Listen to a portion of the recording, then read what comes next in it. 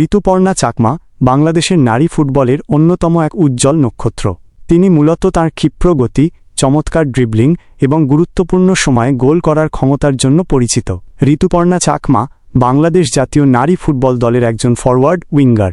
তাঁর জন্ম রাঙামাটি জেলায়। সাফ চ্যাম্পিয়নশিপ 2022 ও 2024 বাংলাদেশের নারী ফুটবল দলের দুইবার সাফ চ্যাম্পিয়ন হওয়ার পেছনে তার বিশাল অবদান রয়েছে। 2024 সালের সাফ ফাইনালে নেপালের বিপক্ষে তাঁর করা অসাধারণ গোলটি বাংলাদেশকে শিরোপা জেতাতে সাহায্য করে। টুর্নামেন্টের সেরা খেলোয়াড় 2024 সালের সাফ নারী চ্যাম্পিয়নশিপে তিনি মোস্ট ভ্যালুয়েবল প্লেয়ার বা টুর্নামেন্ট সেরা খেলোয়াড় নির্বাচিত হন। খেলার ধরন, তিনি বাম পায়ে দুর্দান্ত শট নিতে পারেন এবং মাঠের উইং দিয়ে আক্রমণ শানাতে পটু। তার খেলার গতির কারণে রক্ষণভাগের খেলোয়াড়দের জন্য তাকে আটকানো বেশ কঠিন হয়ে পড়ে। ঋতুপর্ণা চাকমা বর্তমানে বাংলাদেশের ক্রীড়াঙ্গনে নারী শক্তির এক বড় অনুপ্রেরণা।